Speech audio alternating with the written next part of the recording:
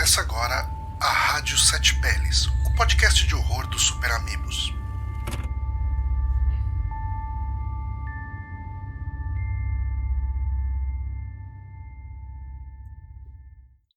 Sim, começando mais um Rádio Sete Peles, podcast de terror dos Super Amigos. Eu sou o Johnny Santos, estou aqui com o Guilherme Bonatti. Olá. E estamos com ele, que é filho da Mari Kondo, André Kaoru Moonrunner. Boa noite aí, gente. Vamos organizar a casa, hein? Não vão roubar Tupperware das tias aí também, por favor. Para entender essa piada, você precisa seguir a gente no Twitter. Na rede previamente conhecida como Twitter, que agora No é X. o X. Eu não entendi a piada. Eu não sei vocês. Depois você entra lá e você descobre. Você entra lá e você descobre. Ai, que treta. Se você seguisse ele e visse o tweet do dia 26 de julho de 2023, em torno de umas 8 e pouquinho, você ia ver por que eu falei que ele é filho da Maricona. Desculpa. Se a pessoa for atrás disso, ela vai se decepcionar tanto que... Mas enfim, a gente não tá aqui para fazer piada interna, a gente tá aqui para falar de um dos maiores clássicos do terror, do suspense, melhor dizendo, do cinema, né? Do cinema. Assim, poucos filmes têm uma cena tão icônica quanto esse que a gente vai falar hoje, que é Psicose, filme de Alfred Hitchcock, de 1960. Cara, filminho antigo aí. Mas... É o filme mais antigo que a gente falou aqui? Não, a gente falou dos da Universal, pô. Verdade. Mas da Universal a gente ainda não gravou como Hot Sete Peles. Ou gravou? Algum? Eu acho que o de Lobisomem a gente já gravou, cara. Ah, verdade. Gente, só ver ela aqui. Mas falar que é um filme sexagenário, cara, você para pensar, faz tempo aí que o Psicose lançou, hein? A gente vai falar num filme, né? Que é de um diretor aí que, mesmo se você não gosta tanto de cinema, você já ouviu falar, e se mostrarem uma imagem dele, eu posso chamar uma galera que não tem ideia de quem ele é. Inclusive tava rolando no Twitter hoje.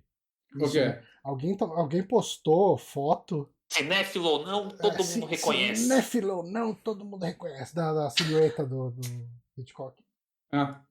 E, se eu não me engano, aquilo ali não é nem de filme, tá? Aquilo ali é da série de TV dele, eu acho. Eu queria muito ver essa série um dia. E é assim, né? Ele é um dos maiores diretores, assim, do canon, né? Principalmente dos Estados Unidos. E a gente vai falar de um filme em que foi feito numa época em que o Alfred Hitchcock estava com capacidade 100% aí, com plenos poderes, né? Estava no auge da criatividade dele. E foi uma guinada muito grande no tipo de cinema que ele fazia, né? Tanto que foi um projeto muito, muito pouco acreditado pela própria Paramount, né? Que era na época era o estúdio para quem ele estava trabalhando, né? Apesar desse filme ter sido feito pela Universal, né? Ele bancou uma parte boa do filme, né? Sim. A Paramount meio que, falava que, que sempre que ele tentava algo muito diferente não dava certo, né, financeiramente, né, porque é uma coisa que eu descobri recentemente, mas o Vertigo não fez tanto sucesso. Não, foi um fracasso. O que é uma loucura, porque esse filme é fantástico. E é sempre um dos filmes referenciados dele. Quando... Gente, um segundo, a gata subindo no móvel, ela tá quebrando o negócio do Vertigo. E, assim, apesar dele dispensar apresentações, né, Alfred Hitchcock, é bom falar que ele era um inglês, né, que ele começou na carreira do cinema desde cedo, ele trabalhou até com filme mudo, e depois ele se mudou para os Estados Unidos, onde ele encontrou sua casa, por assim dizer, e fez inúmeros clássicos do cinema que, apesar de não ser lembrado pelo grande público hoje em dia, eles vão sempre ser um material base para novos cineastas, né, principalmente o Psicose. Mas entre outros filmes tem o Janela Indiscreta, né, que é meu filme favorito dele. Filmaço, é um filme muito bom. Também. Que eu acho que é o melhor filme dele, é o filme que dá pra mostrar assim, e ele ainda tem um frescor muito grande pra mim. Eu acho que ele é um dos filmes mais difíceis de vender a ideia, mas é muito assim, é um cara olhando a janela do apartamento dele que ele tá com a perna quebrada. a galera, tá, então deve ser um filme bem parado. É tipo, você tem que muito chegar na pessoa e falar, cara, confia, só assiste, confia. Sim. E, saca, é um dos melhores filmes que eu vi na minha vida. Pra mim, ele é um... Você tem que falar pra pessoa, já assistiu Paranoia com o Shia LaBeouf? Não é um filme ruim, não. Diabo aqui, Não é ruim, não. Ele não é um filme ruim. Eu sei, eu tô brincando, mas realmente é o paralelo muito, muito fácil de ser feito, né? E o Hitchcock, nessa época, ele tinha feito já tava terminando o Corpo que Cai, que é um dos filmes mais aclamados dele, né? Que apesar de Psicose ser um filme esquisito, o Corpo que Cai é um dos mais esquisitos dele. Não sei se vocês já assistiram. Nunca vi. Já. Então, eu não vou nem comentar muito sobre ele, que vale a pena, se você até hoje você não tomou um spoiler dele, vale a pena você ver, cara. Eu não sei, eu nunca assisti também Vértigo. É o mesmo filme. É o mesmo filme. Ah, tá. Okay. Se você tivesse visto um e o outro, não ia ser esquisitaço. Ah, tá. Ok. Aí eu deixo bem claro que eu não manjo. O Alfred Hitchcock, ele também tinha feito o Intriga Internacional. Esse eu não vi ainda. Ele é um filme muito gostoso de ser visto, com Cary Grant, que ele era um astro na época, né? Ele é um filme sobre um cara que é pego no meio de uma intriga política, né? E ele é perseguido, tal, etc. E ele é um dos primeiros filmes a ter um clímax grandioso em um cenário famoso, que é o Monte Rushmore, né? Aquele lá que tem aquelas caras daqueles velhos lá dos presidentes. Os velhos, dos presidentes. Aqueles filhos da puta lá, que acho que é uma montanha que era importante para algum povo indígena, e eles foram lá e fizeram essa merda. E ele é um filme que tem... ponto de 4 caras a favor da escravidão, é isso? Exato. É a história dos Estados Unidos, né? E esse Intriga Internacional, ele tem uma cena muito famosa, que é um cara, né, que é o Cary Grant, andando no milharal e vindo um avião, dando um rasante nele. Sim. Ele é repetido em Simpsons, em vários... É a capa do filme, né? Até no ser famoso de hoje em dia. Rise of the Skywalker, ele faz essa cena com uma nave com a Rey, né? Uma homenagem. E o 007 também fez. E ele tinha feito puta sucesso, depois ele fez o Vertigo, que não foi muito bem. E ele tava no momento em que o cinema tava mudando. O Vertigo foi antes de Intriga Internacional. Não, sim, mas esses dois... não, o Vertigo... É, de 58 e Intriga Internacional 59. Perfeito, eu que me equivoquei aqui. E ele tava vendo o cinema mudar, porque lá para os anos 50 começou a Nouvelle Vague francesa, né, onde estavam trazendo um realismo que não era comum para o cinema, né, você também teve o neorrealismo italiano, e o Hitchcock, ele é um diretor que trabalhou com filme mudo, né. Também tem a Hammer, né, nossa produtora Hammer, muito querida da Inglaterra, fazendo filmes de sucessos de bilheteria. E esse é um ponto, né, que você falou, que acho que não pode ser só uma vírgula, né, o Hitchcock, eu acho que, tipo, a gente mesmo, né, é difícil você conhecer alguém que viu todos os filmes dele. Sim. Porque a gente mesmo, né, vai sempre citar os clássicos deles, ou até alguns que podem ser considerados um pouco B, no sentido de, tipo, não serem tão comentados hoje em dia, né, tipo, sei lá, de Esquema para Matar, o 13º Tiro, é o Terceiro Tiro, eu não lembro qual é o número do tiro, mas que é um filmaço dele também, que eu amo. Tem vários filmes dele, assim, que você vai conhecer, mas, cara, ele começou, né, ele é um diretor inglês, ele começou na Inglaterra, ele começou na era do cinema mudo, né, e ele sobreviveu uma mudança do cinema, né, porque quando o cinema foi do mudo com som, aconteceu um lance que muitos diretores e atores não sabiam como trabalhar com isso, e a carreira deles acabaram, né? O caralho. Piscou tudo aqui. A carreira deles acabou, assim, né? E o Hitchcock sobreviveu a essa primeira mudança. Nossa, a gata tá muito chapada, mano. Ela tá correndo em tudo. E depois teve essa segunda mudança de Hollywood, né? Que você tava comentando. Que começou aí nos anos 50, 60, né? Que apesar dele ter conseguido acertar muito na mosca com Psicose, né, que foi um filme feito meio que para dar na lata da censura, né, e no limite do que era possível na época para se passar num grande cinema, né, ele teve muita dificuldade nos anos seguintes ao Psicose, né, ele lançou, a galera fala que é o Dark Ages of Hitchcock, que ele lançou alguns filmes, tipo o próprio Pássaros, né, que ele ganhou Oscar de efeitos especiais e tudo mais, só que eu acho que ninguém acha Pássaros melhor que Psicose, saca? E depois ele lançou alguns outros filmes que não fizeram o mesmo sucesso esperado, o cinema estava mudando demais, até ele lançar o Frenesi, né, que falam que é o o grande filme de final de carreira do Psicose do Hitchcock, né? Que é um filme extremamente diferente, né? Já mais moderno na sua forma de ser filmado não só dentro de estúdios, muitas filmagens exteriores e por aí vai, que era o que estava sendo grande na época, né? Nos anos 60 e 70. Então, o Hitchcock, ele meio que sobreviveu a duas grandes, as maiores, talvez, mudanças que o cinema poderia ter tido. De linguagem de cinema mesmo. Exatamente. E assim, ele. Só pra gente deixar uma vírgula aqui, a gente vai falar do Psicose, a gente vai contar sobre a trama, talvez por algum motivo você teve a sorte de não saber qual é o plot twist, os dois plot twists do Psicose. Mas se você é um fã de Grande Família, você já sabe, né? Uhum. Mas a gente vai falar sobre isso. isso. É muito difícil, né? Não saber os dois grandes spoilers dele. Mas eu queria puxar esse assunto com vocês depois, né? Assim que o André acabar o disclaimer dele. Mas sobre a primeira vez que vocês viram, porque eu acho que eu vi dentro do que é possível se assistir Psicose hoje em dia, sabendo o mínimo, acho que eu vi, tipo, tive a melhor experiência possível. Mas a gente já chega nisso. Então, a gente vai ter spoiler sobre isso e também deixo um aviso aqui de possíveis gatilhos, porque é impossível não falar de Psicose hoje em dia sem tocar em assuntos de gênero e acabar entrando sobre um pouco de transfobia sobre o que o filme trouxe para o cinema, tá? Você acredita que... Bom, eu não sei se eu quero falar do spoiler dele agora. Quer dizer, a gente sempre fala com spoilers do filme. Tipo, liberado, spoiler a partir de agora. Mas ele é um filme que, assim, se a pessoa, sei lá, nunca foi atrás e nunca foi impactado pelos spoilers, porra, esse é um filme que é uma experiência que vale de muito. Assim, se você não tem o conhecimento desses spoilers, você é muito privilegiado e vai ver o filme agora. Para agora e vai ver. Para agora e vai ver. Mas é muito impossível. Mas é um filme velho, deve ser. Cara, vê, assim. Não, gente, eu vou contar minha experiência vendo pela primeira vez, mas eu acho que ele é um dos filmes que dá pra quebrar todos os preconceitos de.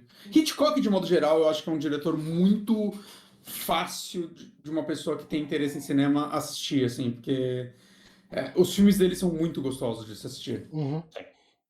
Mas o que eu ia falar é. Assim, lógico que ninguém aqui tem lugar de fala nisso, mas vocês acham que a abordagem do Hitchcock nesse tema ela chega a ser transfóbica? Porque, principalmente no momento onde tudo isso é explicado, eu acho que teve muito mais sensibilidade do que eu esperaria para um filme de 1960. E assim, isso tudo vem do livro ainda, né? Não é nada... Eu concordo, tá? Mas o problema é o que todos apontam, né?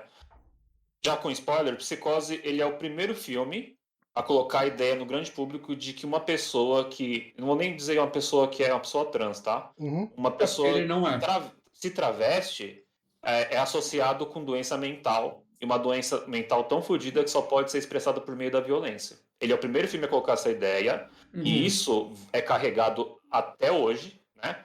A J.K. Rowling, ela escreveu, ela é uma pessoa transfóbica, né? Todo mundo já sabe, ela já mostrou as asinhas dela, porém isso era presente na obra do Harry Potter já em alguns aspectos. Mas ela mesma, sabe, um dos grandes medos dela é de que uma pessoa trans é um homem se fingindo de mulher para tentar atacar uma mulher, né, no banheiro. Isso é um dos maiores medos dela.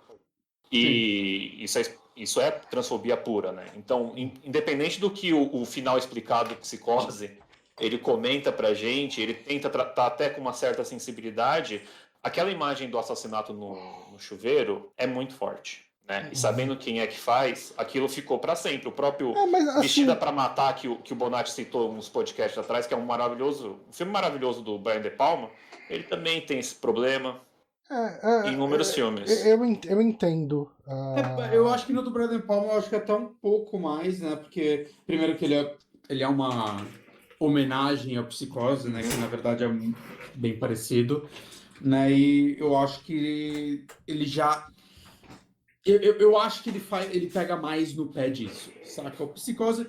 Eu não acho que... Eu não acho que o Norman Bates sequer um travesti, Saca? Ele tá pegando na doença mental de dupla personalidade.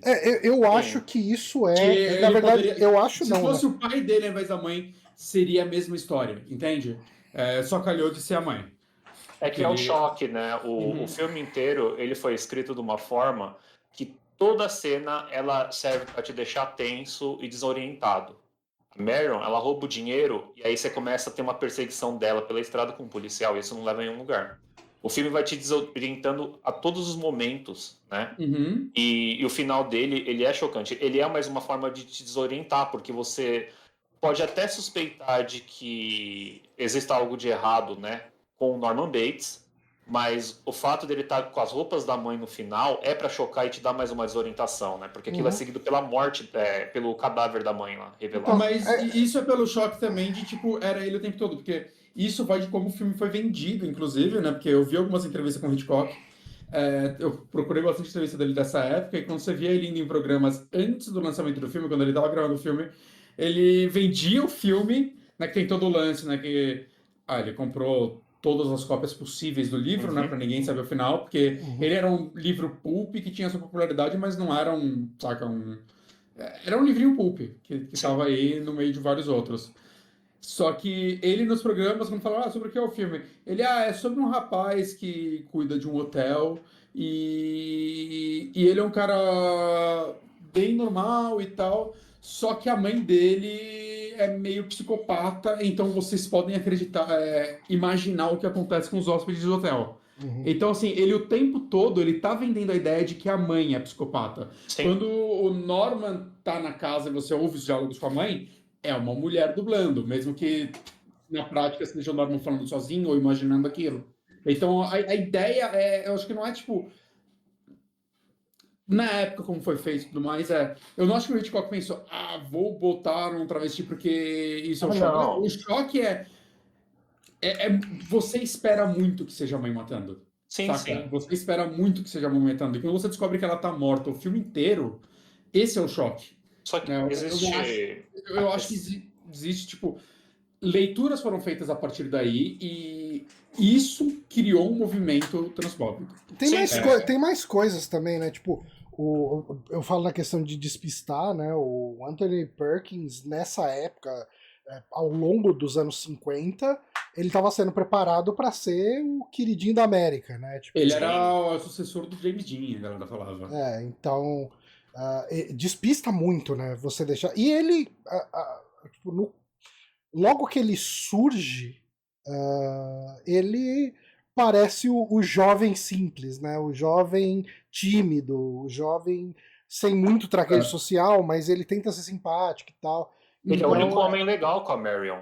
O filme inteiro, assim, ele é o único homem que trata ela bem, sabe? E essa é outra coisa que eu quero falar, que eu acho a atuação dele um espetáculo, assim. Sim. E dado, inclusive, a época, eu acho que é uma atuação que é meio atemporal, saca? Porque é muito normal, tipo, eu amo Janela Indiscreta, por exemplo. Mas ele tem ainda aquela pegada de atuação daquela época que é maior que a vida, né? O James Stewart, que eu acho que era um ator fantástico, mas ele tinha esse negócio, né, maior que a vida, porque é como a galera chama esse tipo de atuação, né? Eles não parecem pessoas. E o Anthony Perkins em Psicose é uma atuação muito sutil em diversos pontos. Bem natural, né? Eu acho que é um personagem que age mais natural ali. Muito à frente do que a gente remete a esse tipo de cinema, né? Eu acho fabulosa a atuação dele nesse filme. E ele era um ator, né? Que é engraçado, também fui atrás de algumas entrevistas dele. Você acha muito mais entrevista dele dos anos 70 e 80, né?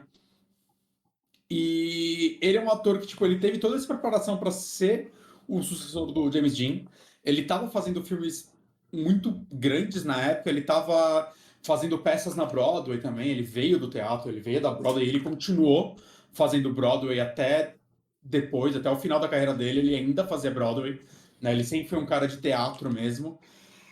E falam que Psicose criou um, entre aspas, problema na carreira dele, porque, assim, ele perdeu a imagem do James Dean dele. E ele virou só começaram a chamar ele para fazer papéis de psicopatas, basicamente. Exato. Mas, ao mesmo tempo, eu vi uma entrevista com ele e o cara perguntar, você acha que Psicose te transforma com a de tipo, type actor? Type né? actor, isso. E ele fala... Tipo, eu achei legal a resposta dele. Ele falou... Se não fosse Psicose, quem garantiria que eu sequer ia estar aqui agora? Saca? Então ele parecia grato por isso, né? Tanto que ele voltou para as continuações anos depois, ele dirigiu o 3, né? O Psicose 3 é dirigido por ele. Então, assim, ao mesmo tempo que eu vi uma As pessoas falam muito bem do 2, o 3 é bom também? Eu nunca assisti nenhum dos dois. O 3 as pessoas gostam também. O 3 ele é meio que uma. Psicose, Prequel, né? Não, então, não, eu não lembro se ele é um prequel, mas ele é meio que uma sátira a Psicose. Ele é o Sexta-feira 13, parte 6, o Psicose. E ele é visualmente bem colorido, bem estilizado e tal. Né? Então, ele tenta fazer algo diferente, ele tenta dizer algo dentro disso, saca? E, assim como o 4 também é um filme bem diferente. Então, Psicose é uma franquia que, tipo... A gente vai fazer um podcast sobre as continuações ainda, espero que esse ano. Mas é uma franquia que eu acho que teve boas continuações que nunca vão ser lembradas porque... Porque o primeiro é clássico do cinema. Exatamente. Uma questão do Anthony Perkins que você comentou, Psicose mudou totalmente a carreira dele, né? Talvez para bem ou para mal, a gente não dá para dizer se ele seria o nome de James Dean, mas é que é engraçado que lá em 59, quando o filme está em pré-produção, era uma aposta muito fácil de você fazer um filme com o Hitchcock, porque ele era um puta de um diretor, ele levava público, é tipo o Tarantino te chamar para fazer um filme, sabe? O Hitchcock, você vai querer fazer. Os atores sofriam na mão dele, mas falam que todos voltavam e ficavam felizes em gravar com eles, porque sabia que ia fazer bem para a carreira deles, né? Tipo, sim. A Tura é tipo você trabalhar numa empresa muito merda, mas que vai fazer bem pro seu currículo. É basicamente isso, é uma garantia de que seu nome ia estar no topo agora. Ele teve seus problemas e as suas atitudes criminosas, assim, com atrizes também, né? Não dá pra dizer, mas ele também, ele é muito controlador, né? Tem muitos atores que comentam sobre isso, né? Então, isso é uma coisa que eu queria... Isso é uma parada que ficou confuso pra mim, no sentido... Na entrevista quando o Anthony Perkins estava dirigindo o Psicose 3, eu vi uma entrevista dele no talk show, ele fala algo sobre, não, mas tem uns diretores aí que é foda, sei lá o que lá, mas eu não gosto de falar de quem não tá mais aqui. E aí ficou meio aberto, ele tá falando do Hitchcock ou ele tá falando de outro? Porque ele, quando pergunta, assim, ele fala, não quero falar o nome e tal, mas tem diretor que gosta de te botar pra baixo pra aumentar o ego dos atores que tem um nome maior que o seu. Mas quando ele fez Psicose, ele já tinha um nome bom, então talvez ele não estivesse falando do Hitchcock. E aí eu até perguntando pra ele como você dirige e tal. Eu achei legal isso que ele falou. Acho que mais diretores talvez tivessem ouvido o que o Anthony Perkins falou isso. Aí que ele falou algo tipo, cara, na minha opinião, se um ator está disposto a te entregar qualquer coisa se você tratar ele bem. Essa é a filosofia que ele levava quando ele começou a dirigir. Sim. Isso me parece tão óbvio, né? E vale falar, né? O filho do Anthony Perkins, o Oz Perkins, né? Ele tem dois filhos, na verdade. O Oz e o Elvis, né? O Elvis é músico, o Oz Perkins, ele é diretor hoje em dia, né? E ele dirigiu um filme maravilhoso que é o Black Coast Daughter. Eu não conheço. É um filmaço com a atriz que faz é com a Emma Roberts e a atriz que fazia a Sabrina, né, da série de TV, da série moderna. Eu vou botar na lista. É um filme muito bom. E, ao mesmo tempo, pode falar também, né? O Anthony Perkins, de todos esses assuntos que a gente tá falando de transfobia e Hollywood e tudo mais, né? Ele era um ator gay.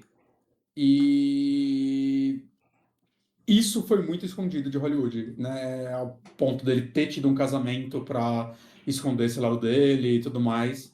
Né? Ele morreu de AIDS e ele escondeu até o último minuto, ele e a esposa dele também, porque ele não queria que isso afetasse a carreira dele. Então, um ator que tem um nome muito atrelado a uma obra que hoje, né, a gente pode discutir a parte transfóbica dela, né? Obviamente que a gente tá falando de transfobia, mas a carreira dele também foi muito ligada a algo que, saca, homofobia e coisas do tipo que poderiam prejudicar ele. Ele teve que esconder a vida dele, né, até o final, que é bem triste, né, nessa parte, né, ele não poder ter sido ele mesmo.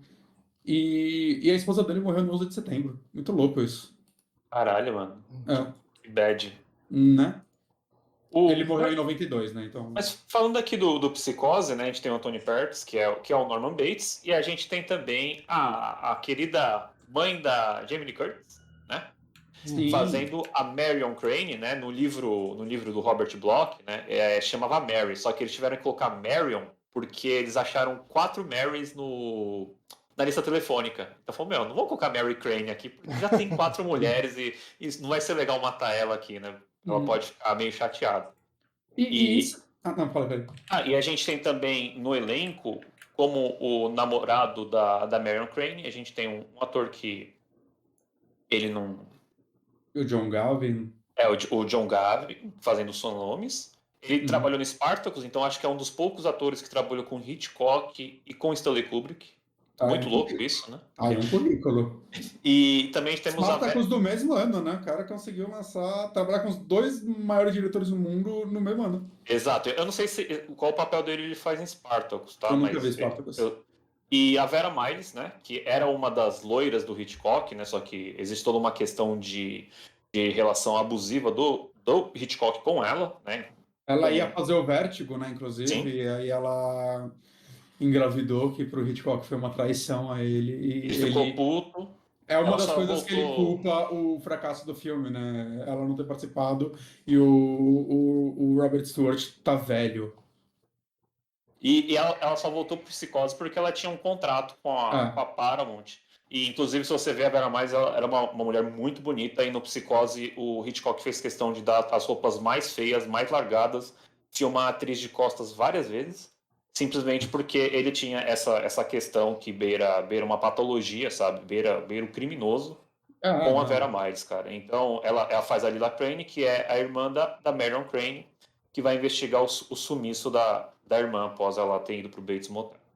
E eu acho que é uma coisa curiosa de se pensar, né, a Janet Leigh, né, que é a mãe da Jamie Lee Curtis, você pensar que essas 2 atrizes trabalharam talvez em 2 dos filmes de terror mais influentes do cinema, principalmente do cinema slasher, né?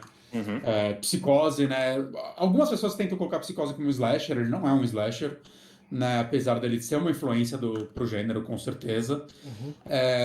Mas inegável, um dos filmes mais importantes da história e que moldou filmes que vieram depois, e né, Halloween, né, que de vez traçou, tipo, isso é um slasher, essa fórmula slasher que o mundo vai seguir e segue até hoje, saca? As 2 estão atreladas, assim, por méritos próprios, as 2 obras dentro desse gênero mais famosas e importantes possíveis, eu acho bonito. O Psicose, ele é um filme, assim, que ele é muito importante, né, pro suspense, pro terror, depois pros slashers, só que ele é muito importante pro cinema, né? Porque ele quebra muita barreira que Hollywood tinha, né? Muito tabu que eles tinham na época. Podia mostrar uma privada, cara, por causa do código de censura deles. Não podiam mostrar uma privada. Primeira privada de Hollywood. E ele tem um... Será que é por isso que no remake a anotação da Marion é encontrada na privada em vez do lixo? Eu acho que sim, é meio que uma homenagem lá do Gus Van Sant pra falar, Hitchcock, você não conseguiu mostrar tanta privada, eu vou mostrar mais privada aqui pra você. Ele faz muita... nesse remake, né, tem um remake de 98 que foi feito praticamente quadro a quadro. Foi uma experiência... Ele usa o mesmo roteiro.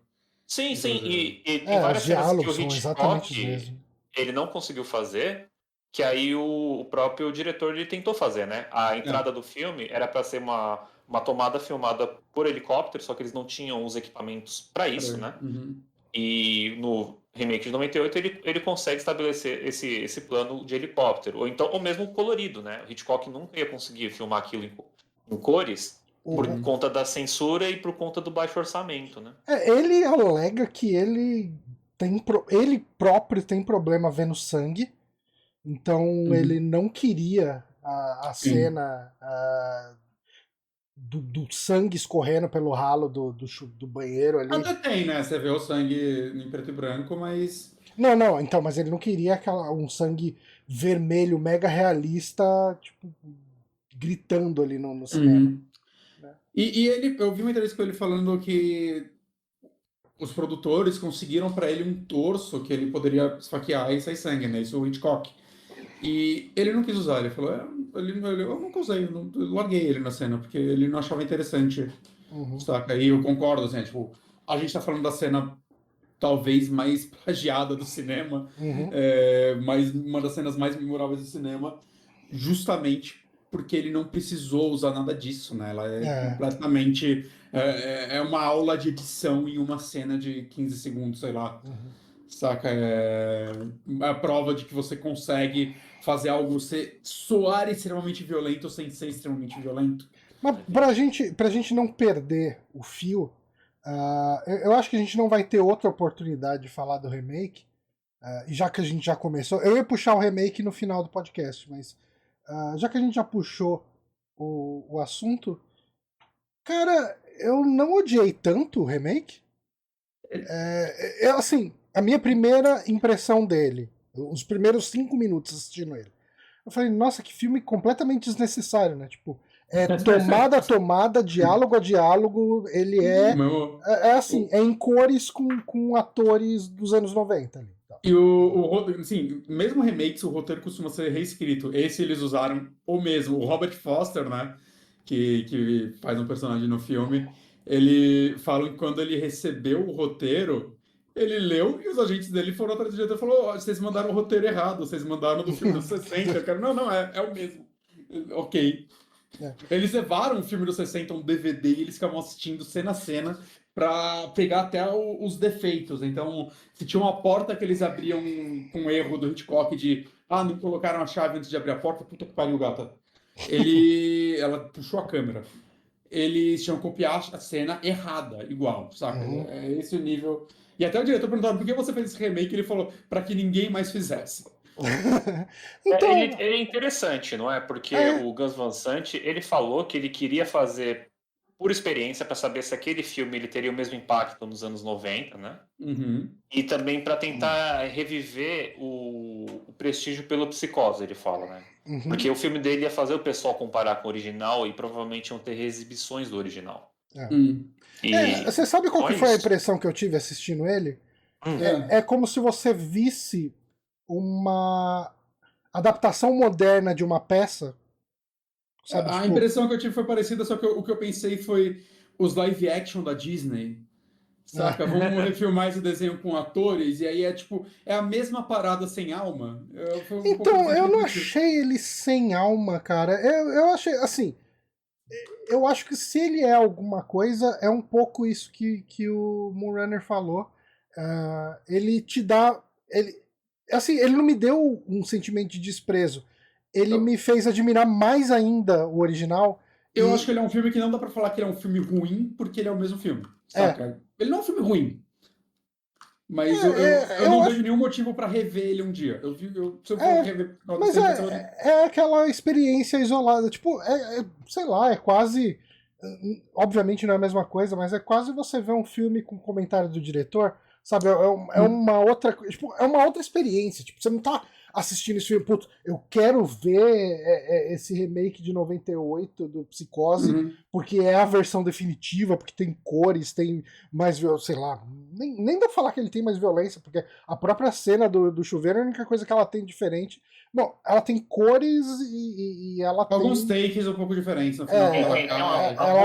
Ela tem uma bunda ali que dá praticamente a cena do cu verde lá do... É verdade, eu achei isso meio sacanagem. Não sei se a atriz é a dublê, mas o pessoal podia ter avisado, viu? Porque ficou muito.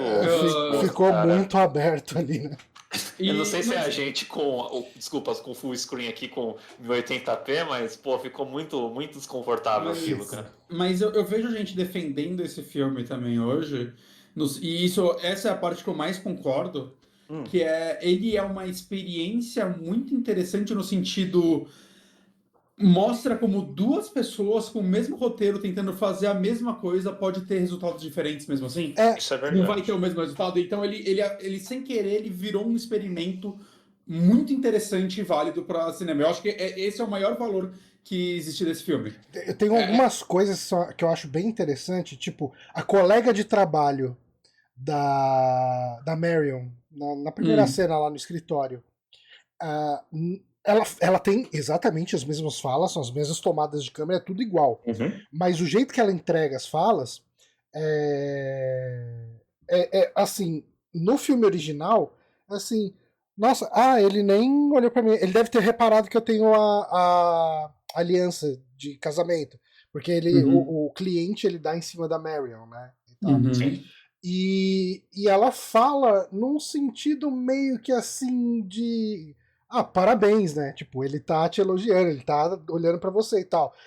No remake, ela fala as mesmas frases, mas o tom dela é... Ai, que droga, é bem que ele podia dar em cima de mim, sabe? Tipo, porque é um cara cheio de dinheiro, sabe? O tom do jeito que a fala é entregue muda, né, a interpretação. Eu gostei muito disso. Tem uma explicação pra isso. No original é a filha do Hitchcock. Então, sabe como é, né? Mas eu acho que a personagem que mais mudou acabou sendo a da Julianne Moore, né? Ela é mais agressiva, né? Ela até dá uma bica na cara do Norman Bates no final do filme. Eu acho que é a personagem que mais mudou, assim. E eu gosto do Sam Loomis também, que é o Viggo Mortensen, né? O Viggo Mortensen. Que o Viggo Mortensen, inclusive, no mesmo ano, estrelou um remake de Esquema para Matar, então ele lançou em 98 2 remakes de Hitchcock. Parabéns, eu acho que pela escolha, não sei. O Norman Bates é o Vincent Vaughn, né? Esse é o que... ele é um Norman Bates muito brutamontes pra mim, ele não passa Ele lembra do livro. Ele lembra mais do livro, cara. Ele é um pouco mais bruto, né? Só que com a atuação tentando pegar a do filme, por isso que eu achei que ele ficou... Eu acho que esse remake ele faria total sentido se ele fosse uma nova adaptação do livro, saca? Mas Sim. Não é. Então, assim, eu definitivamente não gosto do Vince Vaughn como Norman Bates. Eu gostei, eu senti um tom um pouco de... Como que é? De falso bom moço de filme dos anos 90 nele. Então, mas é aí que tá, ele me parece vilão desde o começo por causa disso. Não, ele parece mas esse é um filme pra pessoas que já sabem que o Norman Bates é o vilão. Ok, mas eu não sei. Assim, mas tem uma história legal do diretor com ele nesse filme, que falam que o Vincent Vaughn estava muito nervoso, e acho que a primeira cena que eles gravaram foi o do diálogo dele com a Meryl, e assim, ele tava muito nervoso e ficou tipo uma merda. Eles falaram, puta, a gente vai ter que regravar. Só que aí ele não contou pra ele que eles estavam regravando porque tava uma merda. Ele falou, puta, sei lá, deu uma pau aqui no Audacity e perdeu o áudio. Aí vai ter que regravar. E aí ele foi outro dia regravar a cena mais pra frente. Aí ele tava mais tranquilo e tal, e suou melhor. Foi legal do diretor não falar tá uma merda. Foi legal ter tido esse tato. Hitchcock nunca faria isso. Mas um ponto que vocês tocaram sobre a atuação do Norman Bates, especialmente aí do Anthony Perkins, mesmo sabendo que ele tá tendo o problema de desassociação, ele é a Norma Bates, ele que matou a Marion, sempre que eu vejo esse filme, e a cena que ele encontra a Marion chocado, e aí ele percebe que foi a mãe dele, né? Porque antes ele começa a falar que tem sangue na roupa dela, e aí ele limpa toda aquela cena, eu não tenho como não torcer por ele, sabe? Porque fala, mano, ele tá com uma mãe que ela tem sérios problemas, ele não quer mandar ela pro hospício, porque ele falou, né? No livro, inclusive, fica mais... O filme dá indícios disso, né? Mas no livro fica claro que ele já ficou no hospício por um tempo, né? Por isso que ele tem essa reação, né? No filme tem alguns indícios disso, né? Até pela forma como ele fala do local, como se ele conhecesse, mas ele nunca fica 100% explícito. Então, mas no filme, pra mim, assim, desde a primeira vez que eu assisti, pra mim é muito claro. Esse cara... Porque assim, a gente assiste já sabendo do spoiler. Mas a primeira vez que eu assisti, eu falei, com certeza, ele passou algum tempo no hospício. Mas então, eu não consigo não torcer por ele, sabe? Porque ele tá com um pepino muito grande, assim, né? E também não consigo de não ter aquela sensação de... E agora, pra onde que esse filme vai, né? Sabe um outro ponto na atuação dele que eu acho muito foda? E é uma coisa que eu vejo poucas pessoas comentando. O jeito que ele interage com mulher versus o jeito que ele interage com homem. Sim. Tipo, o jeito que ele interage com a Marion é muito diferente do jeito que ele interage com o Arbogast, como que é o nome dele? Arbogast. É o detetive. Tipo, com o detetive ele tá muito solto, assim, ele tá muito tranquilão. E... mas menos quando ele começa a ver que ele vai ser pego. Não, então, mas daí ele entra numa defensiva agressiva, né? Com a Marion, ele, assim, ele tá com o Alborgast, sei lá, Alborguete, com o Alborguete, ele começa muito tranquilo num papo de brother, assim, bem tranquilo, e quando ele percebe pra onde tá indo, nas insinuações do detetive e tal, ele vai pra um tom mais agressivo, ele chega a ficar nervoso, mas daí quando ele vê e fala, não, ok, tipo, ele não pode fazer nada sem mandado. Então ele entra numa posição mais agressiva, mas um pouquinho mais no controle da situação. Ele ainda tá nervoso, claramente, mas ele ainda é um homem no controle da situação. Com a Marion, ele tá sempre nervoso porque é um cara que não sabe se relacionar com mulher. É uma pessoa com problemas de repressão sexual muito fortes. E isso transparece na atuação, muitas vezes sem falas, no jeito, não sem falas, mas no jeito de falar, não nas palavras que ele falou, tipo na gagueira, no jeito que ele treme a boca pra falar, sabe? Tipo, é uma atuação foda, cara. E eu acho, assim, minha cena favorita do filme, né? Sem dúvida alguma, a cena do jantar dos dois, né? Só ela tá comendo, pra mim é a melhor cena do filme. E eu acho que a atuação dele nessa parte é o ponto alto, assim, um dos pontos altos do cinema, pra mim. Porque a forma como ele vai mudando, saca? Porque ele tá tímido, né? Ele tá buscando assunto e tudo mais, mas quando o assunto começa a ir pra mãe dele, e você vê que ele começa a ficar nervoso, né? De bravo. A própria cara dele, como a gente falou, né? É muito sutil a atuação dele em vários pontos. E um dos pontos que você repara é como ele começa a ficar com a cara mais rígida. Ele começa a ter menos expressão facial, a cara dele fica mais dura, assim. Como se ele estivesse começando a segurar a raiva, né? Quando ela fala, tipo, eu não fiz por mal, ele fala alguma coisa, tipo, ninguém nunca faz por mal, as pessoas só gostam de dar opiniões, saca? Mas aí depois ele vai acalmando de novo, mas não é, saca? E ele volta a falar, não, é tipo, a cara dele começa a ficar leve de novo. É um negócio muito sutil, assim, é uma cena que sempre que eu vejo esse filme, eu vejo essa cena, eu volto e eu vejo essa cena de novo. Às vezes eu vejo essa cena uma vez lendo legenda e depois eu volto e, não, eu quero ver a cara dos atores enquanto eles atuam agora. Saca? Até desativar a legenda, eu quero só ver os atores falando agora. E ela é maravilhosa. É maravilhosa. Eu também acho a atuação da Janet Leigh. É fantástica, é fantástica. Ela também manda muito bem, eu acho que não só nessa cena, que é um dos pontos altos do filme, mas a cena que ela tá dirigindo pela estrada e começa a imaginar o que as pessoas estão pensando sobre ela, né? Sobre o roubo que ela cometeu. Tem uma hora que você vê que ela tá muito com medo de ser pega, tá quase se arrependendo, né? Mas ela não deixa de ter um certo prazer em saber que ela conseguiu se safar disso, sabe? Sim. E isso eu acho muito, muito bem feito. O Hitchcock, ele tinha uma equipe de produção que era muito integrada por mulheres, né? Uma das mulheres mais importantes que ele agradece, né, quando ele recebeu um grande prêmio lá do Oscar, que é aquele Life Achievement, né? Foi o que ele agradeceu à esposa, né? Ele agradece a esposa de 4 formas diferentes. E a esposa dele, ela sempre dava pitaco sobre as coisas, comentava, né? Por exemplo, ela é editora também de alguns filmes dele. Sim, o roteiro do Psicose, o Hitchcock não falou eu gostei. Ele falou pro roteirista e falou a Alma, né, que era a esposa dele, adorou. E a Marion, ela é um personagem assim que tá muito bem definido, ela é um personagem feminino forte, né? E você pensar isso nos anos 60 nos Estados Unidos é algo bem raro, né? Não, e ela é uma personagem feminina que, tipo, a forma como ela é tratada, né? Tipo... A primeira cena dela é um pós-sexo casual, né? Exato.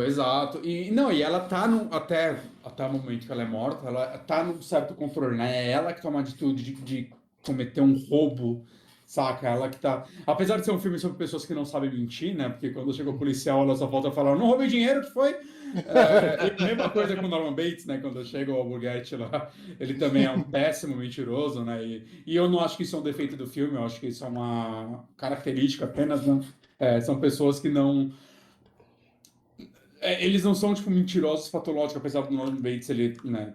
Ser um assassino e tudo mais, né? Ele não se vê assim, ele não finge ser a mãe, ele acha que é a mãe. Então, ele não tá contando uma mentira, ele tá vivendo uma mentira que ele não sabe que ele tá vivendo. E a mesma coisa ela, né? Ela não é uma. Ela é uma pessoa normal que deu um passo maior que a perna, né? Ela tá tentando lidar com isso. Né? E ao mesmo tempo é um filme que, tipo, tem desde aqueles detalhes de produção, né? Tipo. Ah, a primeira cena ela tá com um sutiã branco, depois o roubo ela tá com um sutiã preto, e aí antes de ser morta é quando ela decide que ela não vai, que ela vai devolver o dinheiro e lidar com as consequências. Ela tá tomando um banho, né, meio que representando que ela tá se limpando da sujeira que ela se enfiou, ela vai, não, ok, vou voltar, ela fala, vou voltar pra Fênix, né? Então, assim, é um filme que vai mostrando essa evolução dela na produção, nas atitudes dela, tudo. E uma coisa que eu acho muito curioso, que é um negócio que tipo, eu nunca prestei muita atenção até essa última vez que eu vi, que é como ela entrega tudo pro Norman sem perceber. Porque ela chega lá, ela dá um nome falso, ela escreve no livrinho um nome falso. Quando ele pergunta onde ela vem, ela fala de Los Angeles. Aí quando ela vai sair, ela tá mais à vontade, ele vai perguntar o nome dela de novo, ela fala Crane, ela fala o nome original, e ele fala, quando você vai? Ela fala, vou voltar pra Phoenix. Ou seja, ela já desmentiu a parte de Los Angeles também. Então isso é muito interessante, assim, como ela, sem perceber, né, ela tá largando a mentira que ela inventou e aceitando. No livro isso é mais explícito no sentido de você tem os pensamentos dela, né? Então você vê mais claramente que ela realmente tá voltando. Você vê o dilema interno dela, né? Mas eu acho que o filme mostra isso sem precisar de um narrador, então que é perfeito. O livro tem uma diferença grande, que é o Norman Bates, né? O Norman Bates do livro, ele é o Beisolo, sabe? Ele é um cara que ele já tá acho que dos seus 45 anos, ele é alcoólatra, ele é bem amargurado. Ele é mais agressivo, né? Os gibis pornô, ele é bem agressivo. E isso o roteirista ele não gostou, né? O roteirista do filme ele falou: pô, eu não achei esse Norman Bates muito legal, quero fazer ele um personagem muito mais interessante, né? Inclusive, a cena do jantar no livro, ela vai pra casa dele, né? Não tem aquele lance com a mãe. Ela vai pra casa dele e ele começa a se tornar muito agressivo e ela sai. É bem difícil. É uma cena ótima no livro, mas eu acho que no filme, assim, o filme é melhor que o livro em tudo. E o filme ele pega e em vez de contar a história do ponto de vista do Norman Bates, que nem o livro, né? Ele abre com o Norman Bates, ele decidiu abrir com a Marion e dá muito mais pano de fundo sobre os problemas dela, né? Sim. A Marion Crane, ela tá querendo casar com o Sam Loomis, que é um cara que tá divorciado, ele paga... Então, esse daí hoje em dia, assistindo com os olhos de hoje, dá um pouquinho de raiva, né? Que ele tá reclamando de pagar pensão, não sobra dinheiro, né? Tem que pagar pensão pra minha ex-esposa, né? Se tem alguém que é errado nesse filme é o Sam Loomis, gente. Nem o Norman Bates é errado. Ele tem que pagar a pensão pra esposa e ele tá cheio de dívida, apesar de ele ter uma loja de ferragens bem grande, né? Bem bonita lá. E nesse impulso de conseguir viver uma vida feliz com o grande amor dela, ela rouba $40 mil num cliente do chefe da empresa que a Marion trabalha já há 10 anos, né? A Marion no remake é 400 mil, mas ainda é um envelopinho, acho que não sei. Tudo nota de... $1.000. O remake tem um monte de correção de inflação, né? A diferença no carro lá era $700, vira 4 mil. Tem todas as correçõezinhas. E ela vê essa oportunidade, porque o cliente do chefe dela chega falando que esses 40 mil é para comprar uma casa para a filha dele que está fazendo 18 anos e vai se casar. E isso bota um bagulho assim meio de papel de gênero, né, da mulher dos anos 60, porque a Marion já está há 10 anos trabalhando naquela empresa, já está com seus 30 anos, é solteira. A colega já é casada, né? Então, no impulso assim dela viver uma vida feliz socialmente, ela rouba os 40 mil. E para tentar saldar a dívida aí do Sam Loomis e poder viver isso sem contar para ele, né? Ela faz tudo de improviso, né? E para poder viver uma vida feliz, né? E isso eu acho. Não, só terminando. Isso eu acho muito interessante, cara, porque é muito bem definido o que ela quer e não tem como você ficar com raiva, sabe? Tipo, mesmo sabendo que ela tá prejudicando umas pessoas que não tem nada a ver, né? Você fica tipo, faz isso, você vai se dar mal, saca? Mas você entende, Rodolfo. É um erro humano. Eu acho que esse diálogo com o comprador ali, né? Porque ela trabalha num escritório imobiliário, né? Sim.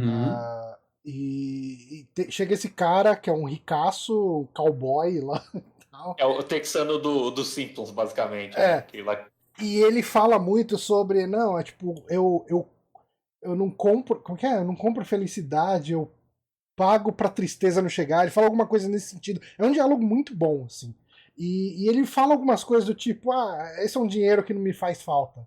Né? Ele fala que a filha dele ela tá fazendo 18 anos, e desses 18 anos ela não teve um dia triste na vida dela, porque eu dou tudo e tal. Eu acho que esse é um personagem. Esse é um filme muito cheio de personagens que somem rápido. E eles são muito memoráveis, né? O policial, por exemplo, cara, ele gera algumas das maiores cenas de tensão do filme, né? Da primeira parte. Cara, assim, tem a parte que ele pega ela dormindo ali, né? Na beira da estrada. E que nem o Bonatti falou, né? Ela praticamente tá falando, então eu cometi um crime, não me prenda. É muito bom que ela vira pra ele e fala: eu parece que tem algo de errado. Ele falou, honestamente, sim. Eu gosto disso. É aquela pessoa que dirige, né, e para em blitz e pensa, puta, e se eu tiver 50 quilos de cocaína no porta-malas, eu não sei, né? E começa a ficar muito tensa, cara. Mas essa cena é maravilhosa. Você também falou de um personagem que é memorável. Eu gosto muito do vendedor de carros. No original, ele já chega falando, eu não quero problemas. Ela, o quê? Fala, não, o primeiro cliente sempre traz problemas pra mim, né? Ele é muito simpático, assim, muito engraçado. E no remake é muito o vendedor picareta, né? Sim. Faltou ser o Danny DeVito vendendo o carro, né? Porque cara, mas o diálogo... Eu gosto que ela vai aceitando tudo, ele começa, tipo... Esse carro não é roubado, não. Esse cara, ele falou, é a primeira vez que o vendedor se sente pressionado pelo cliente. O que tá acontecendo? Não, então, esse filme, ele tem muito detalhezinho, assim, ele é foda, é um filme memorável, eterno, por causa disso, ele tem tanto detalhe que é tão bem feito, sabe, tipo, o lance, toda essa dinâmica com o vendedor de carro, que ela tá louca pra trocar o carro pra não ser rastreada fácil, e ela quer fazer aquela venda rápida. Mas não, você não quer fazer um test drive? Não, eu confio que o carro tá bom.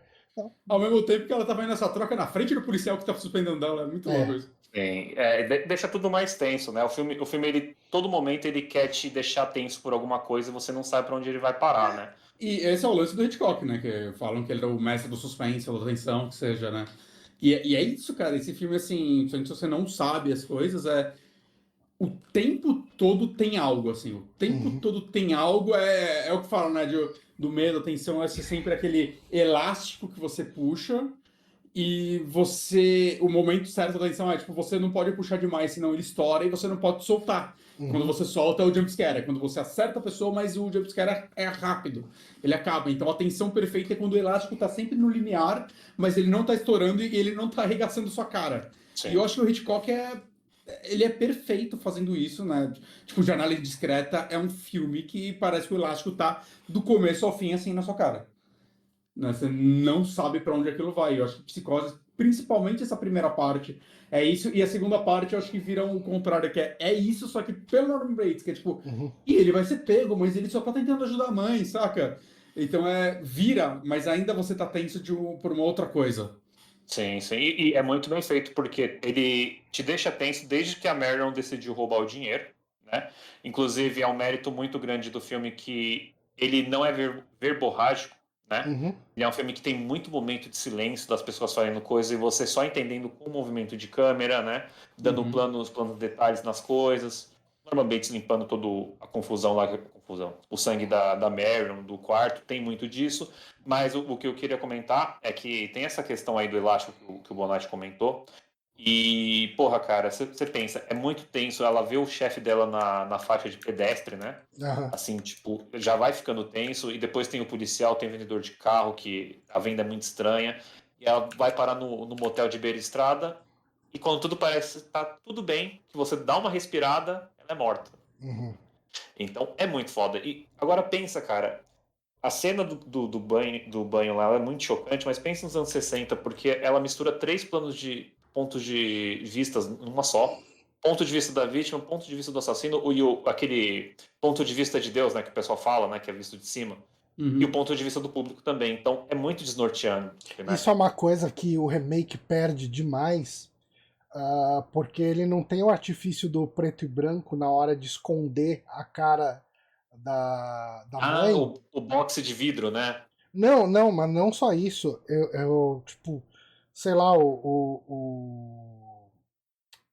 quando aparece a mãe no remake, ela parece tipo um vilão sei lá, parece a Samara, sabe? Tipo, parece um vilão de filme sobrenatural, porque ela tem uma roupa muito clara e o rosto é preto, sabe? Tipo, na cena do chuveiro, né?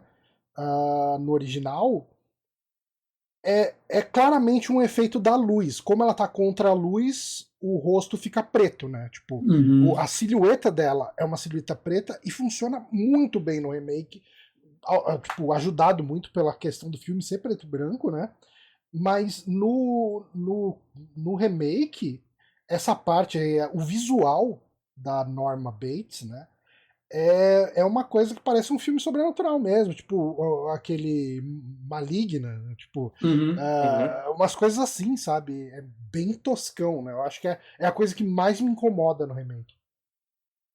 Esse e os flashbacks, as imagens artísticas bizarras que aparecem na morte do Isso não me Alborguete, incomoda. eu não entendi. Ele só meteu duas coisas que não significa nada pra mim.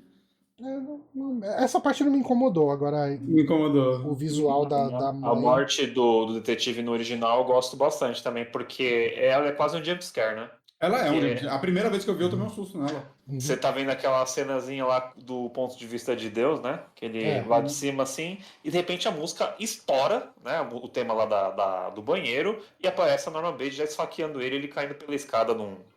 É bem cru, né? Sim, sim, muito cru, e depois ela pula em cima dele e começa a meter faca, assim, e não dá E tempo de tem você. ele caindo da escada num chroma key, né? Que gera um efeito meio É estranho, né? desnorteante, né? É. E também é uma morte muito, muito boa, assim, né? Ela não é tão memorável quanto a do banho, mas eu gosto bastante, assim. Agora, depois que a Marion morre, o que vocês acham desse núcleo que é o Sam Loomis e a Lila? Essa é a única parte que eu acho que, tipo, talvez no livro seja melhor, porque eu acho que esses dois personagens são melhor desenvolvidos no livro. No filme eu sinto que eles são só. Ah, eu tenho que buscar minha irmã.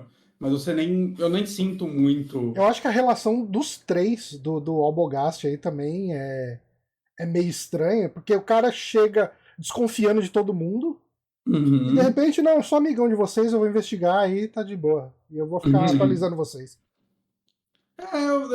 Eu acho que dá uma caída, sim. Uhum. Apesar de eu achar que continua um filme bom, Continua. eu acho que dá uma caída. É tipo Dark Souls, a segunda parte é pior do que a primeira. É que a primeira é tão incrível, né? Que É. aí, quando vem assim, ele é um pouquinho decepcionante, né? Eu também eu não sou muito fã desse núcleo aí, principalmente porque eu acho que no caso, a Vera Miles, ela tá mal dirigida, né? Depois, sabendo das histórias de produção, É. sabe que ela foi dirigida de uma forma, assim, muito complicada aí, que o Hitchcock, né, odiava a mulher. E aí isso fica evidente, né? Pô, a mulher mal tem fala e mal tem cena assim dela mostrando ela de corpo inteiro, ela tá sempre de costas, né? E o Sam Loomis também, eu sempre tenho a impressão de que ele quer comer a irmã da Marilyn depois, cara. Não sei Ah, porquê. mas que é. Tem algo na Bad fala, agora a gente vai fingir ser marido e mulher. Lá no, que me dá uma sensação muito estranha, cara. Não sei se é uma dinâmica de filme dos anos 60, mas eu sempre penso isso lá. Acho que ele quer comer a irmã dela agora. Que é Eu outro não, sonho, eu não sabe? lembro se essa cena funciona assim no original, Mas o remake tá muito na minha cabeça, assim, né? Porque eu assisti ontem. Tem uma hora que o Norman Bates tá olhando os dois irem pro quarto que eles alugam, né? Porque eles vão para lá, pro quarto pra fingir que são hóspedes, né? E daí tentar investigar o que aconteceu com a Marion. E nessa cena o Sam Loomis vai colocar a mão no ombro dela, né? Tipo, pra eles irem como se fosse um casal, né? Indo em direção ao quarto. Ela meio que tira a mão dele, olha para ele meio. Não, tipo, se liga, sabe? E ele tá querendo. Assim, uma parte dá a entender que ele tá querendo só comer ela mesmo, mas uma parte ele tá querendo entregar Disfarce, né? esse disfarce, né? Sim, sim. Eu É não que eu acho lembro se que isso acontece no remake, no original. é mais pela época assim, do cinema, né? É muito difícil você não ter um homem e uma mulher que não acabam juntos num filme, né? Então eu Aham. acho que já é uma perspectiva que eu assisto o filme com ela, entendeu? E não tem isso do ombro no original, tô tentando repassar aqui na minha mente, eles simplesmente vão pro quarto. Só uma coisa que a gente não comentou, né? Que é clichê de todo podcast sobre psicose, o pessoal fala. Hum. O livro, né, que deu origem ao filme, foi escrito pelo Robert Bloch. Robert Bloch, ele é um cara que escreveu várias historinhas sci-fi, né, aquelas weird tales. Ele era apadrinhado pelo Lovecraft. Lovecraft virou amigo dele de carta e depois virou amigo pessoal, né? E abriu algumas portas para eles com a editora. E o Robert Bloch, ele escreveu o Psicose, depois ele descobriu sobre o Ed Gein, né, que é um dos mais famosos psicopatas dos Estados Unidos, né, que ele foi o cara que inspirou 3 grandes filmes de terror, que é Psicose, Massacre da Serra Elétrica e O Silêncio dos Inocentes, né. Além de um assassino, ele era um violador de tumbas, né, ele gostava de fazer mobília com o corpo, né, e coisas pra lá de horripilantes, né. Ele é o mais assustador do que os 3 filmes que ele criou depois, né? E não, só pra comentar isso aqui, é inspirado no Ed Gein, né? E vale falar, né, que quando estavam para fazer Psicose 2, acho que ele chegou, queriam que ele escrevesse acho que outro livro, algo do tipo, e ele escreveu um livro que chama Psicose 2, mas que o livro não foi usado para o filme, porque falam que é um livro extremamente anti-Hollywood, e o estúdio odiou. E eu tenho muita curiosidade de ler esse livro, mas ele não veio para o Brasil. A capa é muito curiosa, né? Eu quero muito ler esse livro um dia, o Psicose 2, E para ver o que ele é. Eu também tenho muita curiosidade, assim, de ler ele, porque acho que talvez de Psicose é a mídia mais perdida, né? Que é o segundo livro aí do Robert Bloch. Psicose também, ele é tão marcante que ele deu origem até a 2 séries de TV, né? Teve uma que eles tentaram acho que fazer nos anos 90, uma série baseada no Psicose. E nos anos 10 aqui, né? Lá acho que foi para 2013, saiu o Bates Motel, né? Eu Que tenho era para curiosidade de ver também, falou que é legal essa daí. contar a adolescência do Norman Bates e da Norma Bates, né? Sendo a mãe solteira dele. Que é a Vera Farmiga, né? Que é a Vera Farmiga, né? Que é uma atriz excelente aí que fez Os Infiltrados, né? Do Scorsese, fez aqueles filmes lá do Invocaverso, né? E também o Norman Bates é interpretado pelo Good Doctor. Esqueci o nome dele. Sim. E ele manda bem. Eu vi a primeira temporada, eu achei interessante, assim. Falam que a última temporada da série, ela alcança o Psicose. E, inclusive, a Marion Crane é a Rihanna. Né? Uma escolha muito, muito intrigante aí de Marion Crane, né? Porque... E eles dão uma resolvida nessa questão do travestivismo do Norman Bates, fazendo com que as sequências em que ele acredita ser a mãe são feitas pela Vera Farmiga mesmo, sabe? Eles dão um corte e colocam ela interpretando, né? O que eu achei que é um pouco de mais bom gosto, né? De fazer hoje em dia uma série tão extensa aí sobre um personagem que virou um estigma, né? De infelizmente, apesar de não ser intenção, acabou virando aí o pessoa travestida e doente mental, né? E uma psicopata. Então tem essa ficção. Eu acharia interessante se eles fizessem, sei lá, uma história que fosse contada do lado do Norman Bates, mas agora tentando entender mais, né, com mais informações sobre o que ele tem mesmo, sabe? Tipo, que se passa na cabeça dele, porque eu acho que vale a pena. É um personagem interessante. Sim, concordo. E, gente, eu queria puxar esse assunto na hora que a gente traz antes no começo, mas a gente acabou não fazendo isso. Como foi a primeira vez que vocês viram esse filme? Vocês lembram? Eu lembro. Não faz muito tempo, eu acho que deve ter uns 2 anos que eu vi a primeira vez, 2, 3 anos. Cara, eu falei, porra, eu nunca vi. Aí eu cheguei assim, tipo, é aquele, sei lá, eu acho que foi principalmente no momento que a gente começou a ver bastante filme antigo, filme preto e branco e tal. Eu falei, cara, tem Psicose, que é um clássico absoluto, acho que eu preciso ver. E eu assisti e adorei, assim, tipo. Eu acho que o que mais me impactou, e a gente pode puxar para falar disso daqui a pouco, é a cena final do psicólogo lá. Na verdade, é um advogado ou um psicólogo? Não, é um psicólogo. É um psicólogo, né?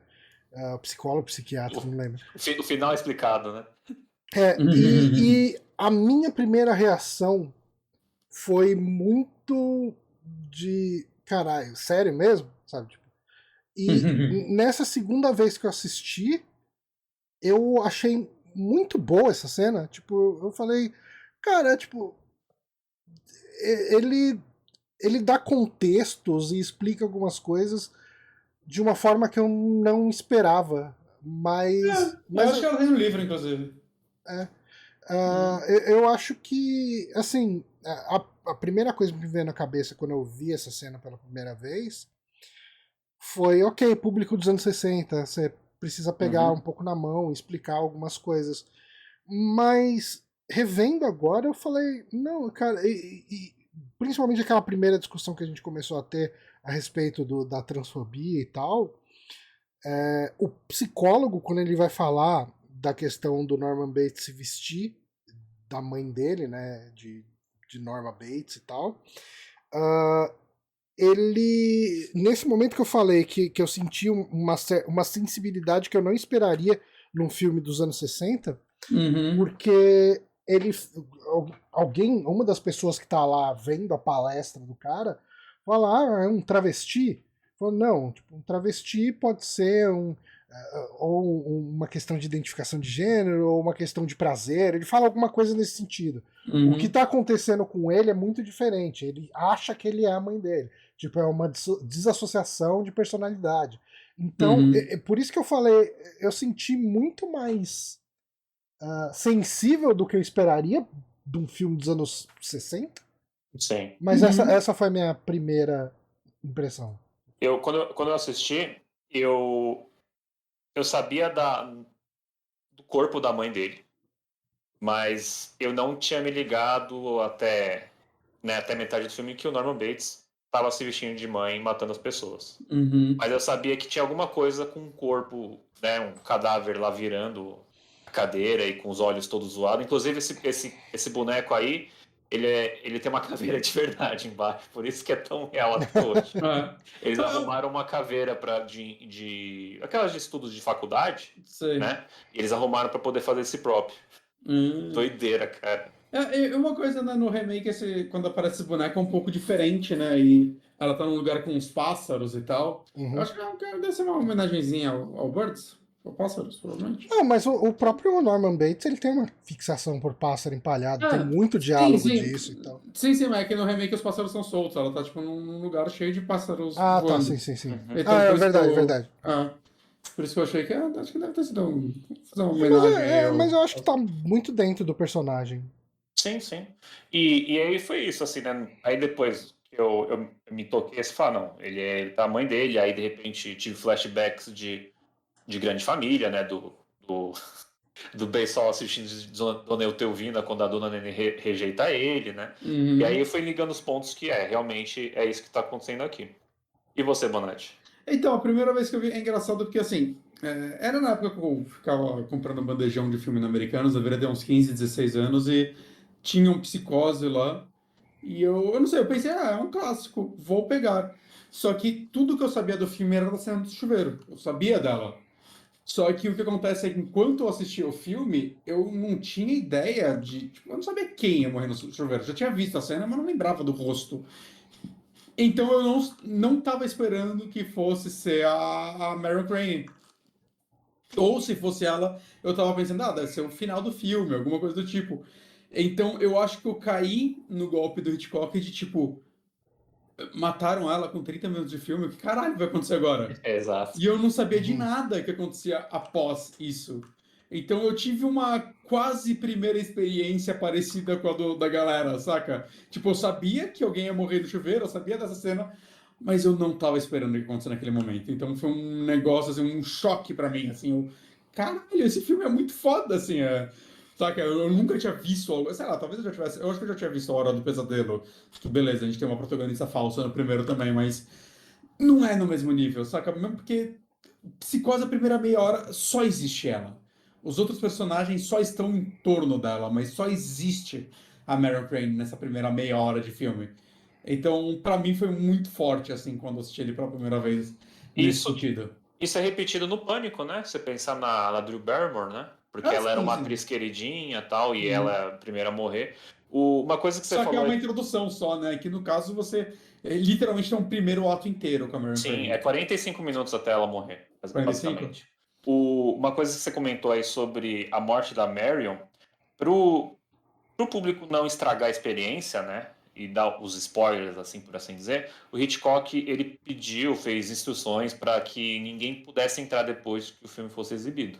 Ah, Começar a sim. ser... Porque lá no final dos anos 50, né, teve o invento da TV, mas antes o pessoal tinha costume de ir no cinema ver via cartoon, via notícia, via tudo, né? Então você entrava lá, tá no meio do filme, eu espero terminar aqui e depois assisto de novo. Uhum. Então, o Uhum. primeiro filme evento é do Hitchcock, né? Pra você ver assim, ele que criou essa coisa de um filme evento que você tem que ver desde do começo e até o final, ninguém pode entrar. Você tem fotos dos anos 60 de filas, sabe, quilométricas para ver o que é isso que estão mostrando no cinema, sabe? E Uhum. muito, muito foda, cara. E eu acho que isso também é uma coisa que mudou o cinema, né? Totalmente, Não, porque a apesar de forma ser como meio ele vendeu óbvio, esse né? filme. A forma como ele vendeu esse filme, né? Que teve aqueles trailers que passavam no cinema também, que era 6 minutos dele andando Pelo pelo cenário. hotel e falando: Nossa, vocês vão ver esse banheiro, o que vai acontecer aqui. Cara, isso é sem precedente. Tipo, ninguém faz isso. Que filme hoje em dia teria um trailer assim? Saca? Isso é Sim. claro que leva muito pelo nome que o Hitchcock tinha na época, né? Mas, cara, mesmo hoje em dia eu não consigo imaginar um diretor vendendo um filme assim, saca? O trailer dele é o diretor virando e falando, vê esse meu filme que vai ser foda. Nem falo que o Miyazaki, o filme novo do Miyazaki, a animação nova dele, tipo, ninguém sabia nada até ele lançar, né? Ele meio que foi Fez. no filme. E aí ele lançou agora. E ninguém O, sabia nada sobre, mas ainda assim é um negócio incrível, né? Mas é diferente, eu acho. o Hitchcock também ele foi acho que o primeiro diretor a inventar essa de fazer a cameo, né? De aparecer no próprio longa, né? Algo que Uhum. depois virou uma assinatura de vários diretores, né? Até mesmo você pensar no próprio Stan Lee, né? Como ele ser a cara dos produtos da Marvel, ele aparece em inúmeros filmes, Ó, né? o Uhum. Tarantino, né? O, Ele tem o, o muito disso. Tarantino também tem muito disso. Só que o Hitchcock estava tão preocupado de fazer o público prestar atenção que ele fez a Uhum. cameo dele aparecer no começo, para ninguém ficar procurando ele depois durante o filme, sabe? Onde é que ele vai aparecer, assim? Ah, Então, sim. bem no começo ele passa, né, pela faixa de pedestres, assim. E acho que uma coisa que a gente não comentou, mas que acho que é uma coisa legal para quem não sabe, é que o Psicose basicamente foi gravado com a equipe e Sim, orçamento da série dele, né? Do Hitchcock Presents. sim. Né? Porque quando eles ainda não tinham certeza se eles iam conseguir passar no cinema, chegou a ser especulado dividir o filme como 2 episódios da série. É porque era uma produção muito desacreditada, né? Uhum. Quando ele começou a demonstrar interesse, os executivos da Paramount falaram que era infilmável, sabe? Falou, Sim. cara, você não vai conseguir, né, filmar isso, pode esquecer, nunca vai passar pela censura. Inclusive, a cena do chuveiro foi mandada umas 3 vezes, né, na censura. É engraçado até que contam que ele mandou 3 vezes a mesma cena. Em cada vez veio com uma nota, você falou, não, eu vi um peito. Não, eu vi a faca entrando. Pode cortar. Ele mandava e as pessoas, não, agora tá bom. E até que passou, cara. E o roteiro também. Ele colocou um monte de coisa meio sórdida, assim, O cara de Las Vegas, lá, o dono dos 40 mil, ele fala pra Marion no roteiro que Las Vegas é o melhor playground. A única coisa melhor é a cama, né? E aí o censor falou, o que é isso? Isso aqui não vai passar. E aí ele foi meio que camuflando, né? A censura de uma forma, né? Que nem o próprio Kubrick, ele tem a cena lá do Iluminado que... Inclusive é um Esse filme que a diálogo gente não tem que tá falar. no filme original? Não, ela fala que vai passar na cama porque ela tá com dor de cabeça, né? Tá. Mas ela não fala, ele não fala que a cama é o melhor playground depois de Las Vegas. No remake fala, né? Ah, sim, sim, é porque aí eles podem, né? Eles podem colocar isso. Que nem o próprio Kubrick no Iluminado, quando tem aquela cena do elevador abrindo e sangue jorrando, ele falou que era água suja dos encanamentos do hotel. E aí passou assim, muito bem, cara. Então é muito foda, assim, a obsessão que o cara tinha com esse filme, né? E foi um filme que mudou tudo, né? Pra bem e pra mal, né? Ele é muito importante, assim, pro cinema, cara. Tem nem o que dizer. Tem um filme, né, que chama Hitchcock, né, com Anthony Hopkins, que é meio que é um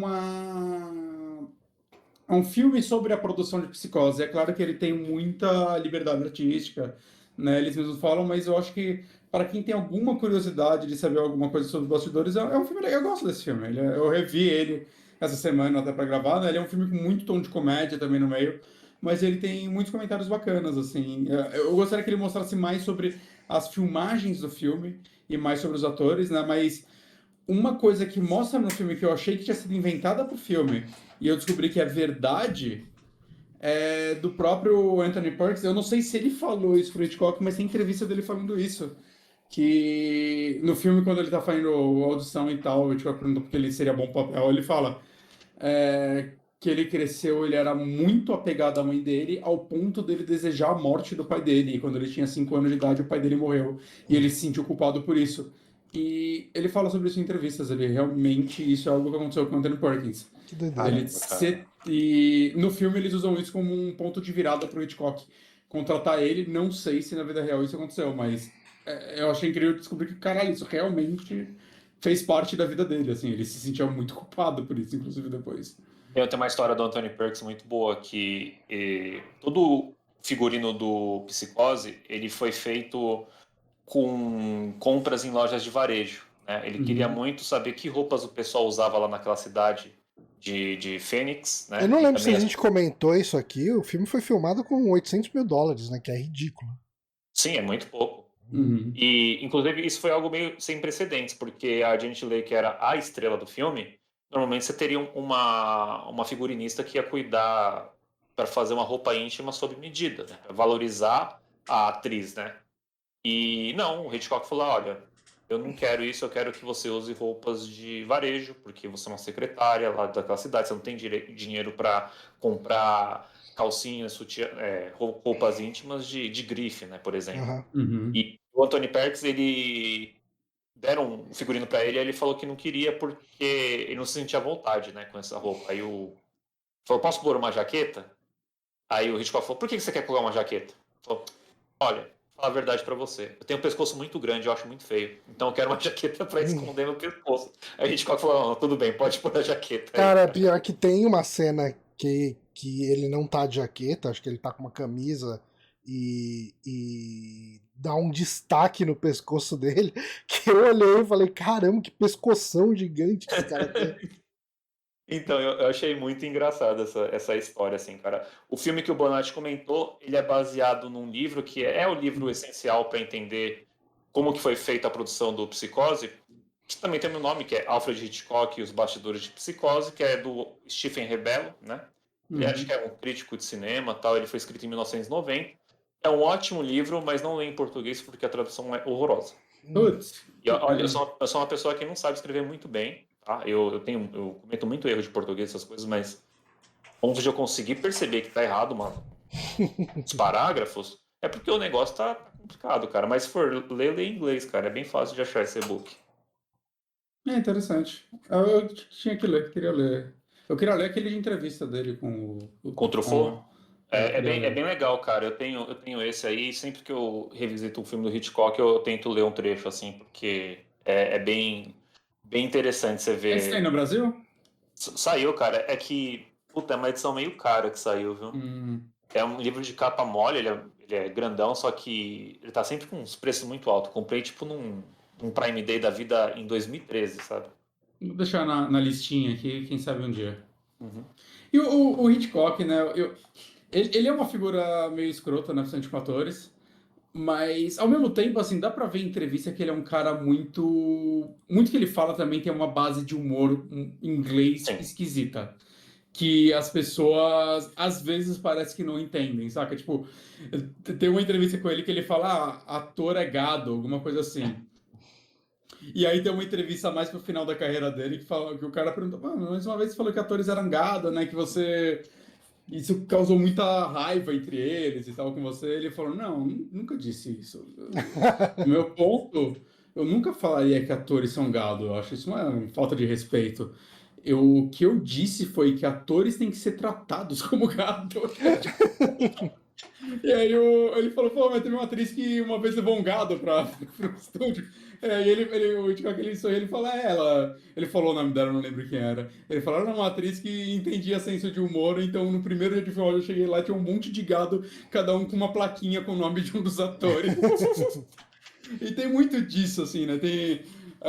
Um cara perguntou pra ele, você aparece muito nos seus filmes e tal, você já pensou em ser ator? Aí ele abre um sorrisinho e fala, nunca algo tão baixo. Então, Ele tinha um humor muito foda, cara. humor. Tipo, essas partes, cara, é claramente piada, é claramente humor, né? Eles falam que ele não era um cara que gostava de, tipo, ai, qual a motivação do meu personagem? Ele, porra, sei lá, mano, faz o que eu tô mandando, só atua, saca? Ele falam que ele não gostava, não era esses diretores que gostavam de criar background, ele não acreditava nisso, né? Ele falava que tem o um ator ator é que uma fala, ferramenta né? do diretor, ele Tem um falava. ator que comenta, né, que perguntou isso, ele falou, a motivação é o seu salário. E foi isso, assim. E ele tem essa questão do humor, né? Ele também virou um diretor, o primeiro diretor rockstar, entre aspas, vai, né? Que aparece, assim, o pessoal reconhece e gosta, é o Hitchcock por conta dos cameos que ele fazia e também por conta do Alfred Hitchcock Presentes, né? Todo episódio começava com ele fazendo uma vinheta engraçada, né? Com uma piada, assim, de humor negro. Por exemplo, tem uma que ele fala, eu descobri um remédio para dor de cabeça, né? Aí ele pega um revólver, sabe, assim. Sim, essa é clássica. Então, ele tem muito disso. Você já assistiu algum episódio da série? Nunca vi, cara. Eu nunca fui atrás, assim. Eu não zerei os filmes dele, sabe? Sim. Mas o Hitchcock também, ele tem muitos problemas graves de tratamento com mulheres, né? Ele tinha uma obsessão doentia pelas loiras, né? Pela Grace Kelly, pela atriz aí que fez a Vera Miles, né?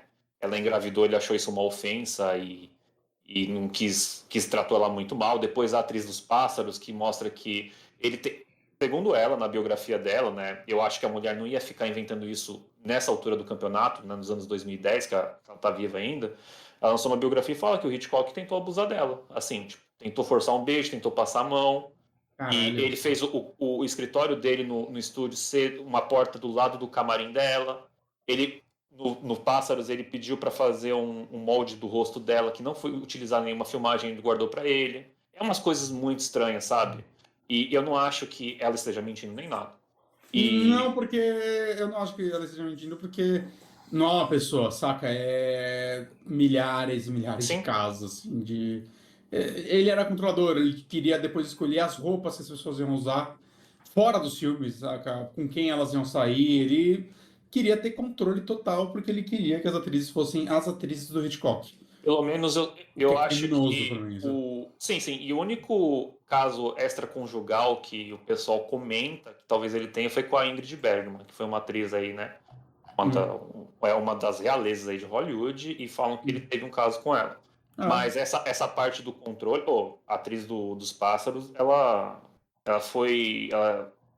teve violência assim envolvendo ela no set, né? Porque existe uma cena em que ela é atacada por pássaros e uns mecânicos, né? Pássaros mecânicos, fantoches, essas coisas. Só que aí o Hitchcock falou que não estava real o suficiente e fez por 5 dias a produção jogar pássaros de verdade nela, amarrar outros corpos para bicar. E ela comenta, cara, mesmo se eu... Cara, né? Uma senhorinha falou, cara, né? Ela fala que mesmo eu não me machucando gravemente, o meu corpo não entende isso, né? não entende que esse tipo de violência é uma atuação. Então ela fala que ficou muito mal, e isso marcou ela. Ela ficou traumatizada por pássaros, né?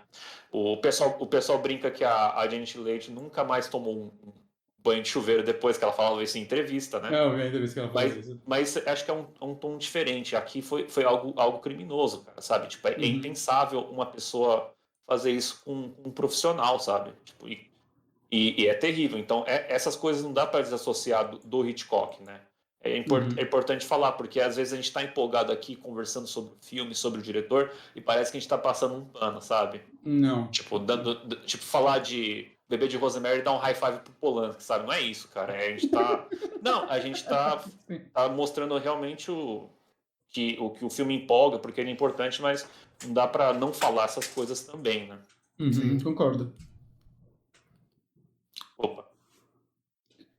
Eu acho que a gente pode ir pra avaliação final do filme. Acho que podemos. Tá. Eu vou começar porque eu acho que eu não tenho muito o que falar que não foi dito já do filme. Eu acho que Psicose é um daqueles clássicos, eu acho, né? Tipo, o mundo acha que ele é um clássico atemporal, né? Tipo, O próximo Blu-ray, Johnny Santos, um clássico. Um clássico. Eu tô falando que Psicose é um clássico. Cara, é um filme maravilhoso. Eu acho que não tem como dar menos do que 7 PLs pra esse filme. Bonatti.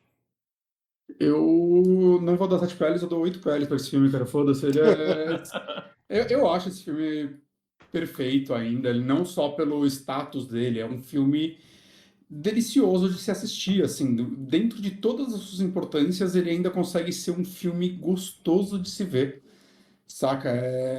Eu já vi ele algumas vezes, com certeza vou ver mais vezes no decorrer da minha vida, e sempre que eu vejo ele, eu sinto que eu pego um detalhezinho novo, alguma coisa na atuação, algum diálogo, algum detalhe no diálogo que talvez eu não tenha prestado atenção na vez anterior, saca? É um filme que pra mim, a gente disse aqui, a segunda metade dele pode não ter a força da primeira. A segunda metade dele ainda é melhor do que a maioria do filme, saca? Ela ainda é excelente. É só um negócio. É que a primeira parte desse filme tem pra mim uma das melhores cenas da história do cinema, né? Que é a cena do diálogo do Norman com a Marion. Eu acho essa cena perfeita, assim, ao ponto de quando eu li o livro eu falei, caralho, mas como esse diálogo é pior aqui, hein? Tipo, e o livro é muito legal. Eu recomendo as pessoas lerem o livro, ele é um livro curtinho também, ele tem uma dinâmica muito legal, ele é um livro que funciona muito bem hoje em dia, né? Mas esse filme é muito melhor que o livro, assim, em todos os sentidos, né? Então, cara, todas as peles possíveis para esse filme, na minha opinião. E você, Moonrunner? Cara, 7 peles, tudo que vocês falaram eu concordo. Eu acho que para um filme pré-Nova Hollywood, você assiste ele como se fosse um filme de hoje em dia, sabe? Uma ou outra coisa vai te lembrar que é um filme dos anos 60, principalmente quando eles conversam com o xerife, a esposa dele tá muito deslocada, falando uns assuntos nada a ver, assim. Mas tudo bem. Cara, ele é muito importante. Pode ser que daqui 5 anos a maioria do público nem lembre se não for muito interessado em cinema. Mas pode apostar que diretores que vão surgir, por mais simples que seja o trabalho dele, vai ter alguma coisa desse filme influenciando, sabe? Não tem como falar do que eu gosto de cinema assim, sem pensar no Psicose, cara. E pra mim ele também é 7 peles. Assistam sem medo, assim, tranquilo, cara. Mesmo sendo filme em preto e branco, filme dos anos 60, tem gente que tem preconceito, cara. Acho que é um dos melhores pra ver. Ele ganha sendo preto e branco, cara. Sim. Se você quiser ver ele colorido, você pode ir atrás, porque vai achar, provavelmente. Tem no YouTube cortes dele colorido. Eu não sei porque você faria isso, cara. Eu acho que a atmosfera que o preto e branco traz pra ele é perfeita. Mas é maravilhoso, cara. 7 peles. É isso então, gente. Não é o primeiro filme de nota perfeita que a gente comenta, né? Acho que a gente já deve ter falado de algum. Normalmente a gente também é bem generoso com as notas, porque a gente nunca fala de algo que a gente odeia, né? A gente nunca tá aqui falando, vamos falar do Pânico na Floresta 4, que a gente odeia. Eu nunca nem vi, mas... Então, mas a gente não vai fazer isso, entendeu? Mas 7 é perfeito, cara. Filme perfeito. Aí a gente tem um problema agora, porque a gente não sabe que filme que a gente vai falar daqui 2 semanas. Peraí, vamos tentar dar uma pensada aqui. Até as 22h50. A gente tem 6 minutos para discutir. Tá. A gente pode também elencar para os ouvintes decidirem. A gente tem os ouvintes Super Amigos, que são... Já foi decidido o filme por votação, não foi? Não sei se vocês acham interessante. Eu acho que é interessante se a gente propõe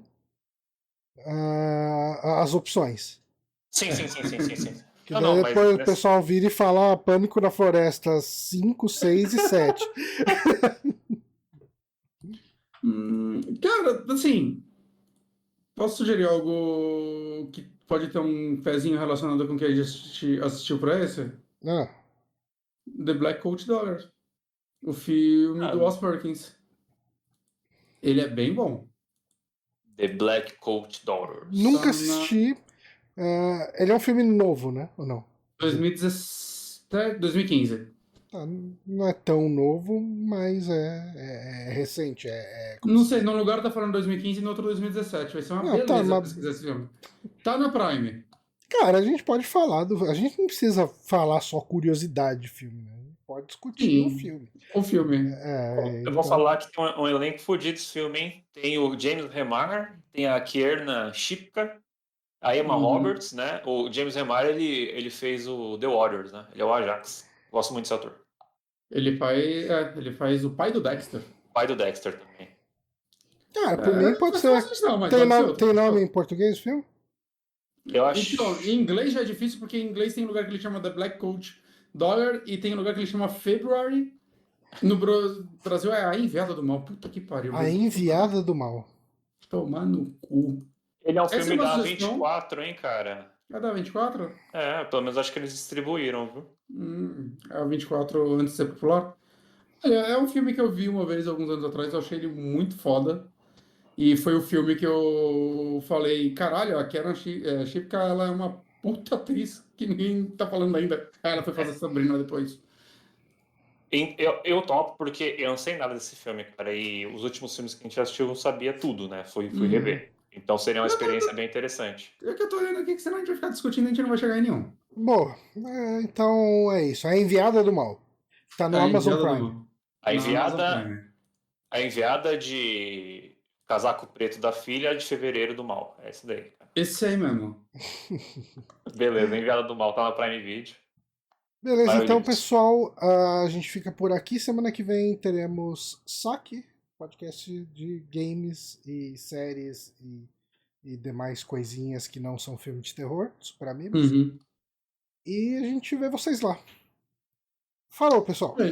Beijinhos. Boa noite, pessoal. Até mais. Você ouviu a Rádio Sete Peles, o podcast de horror dos Super Amigos, com Johnny Santos e Guilherme Bonatti. Siga a gente no Twitter em @Rádio7Peles. Contato através do nosso e-mail radiosetepeles@gmail.com, onde o 7 é um numeral.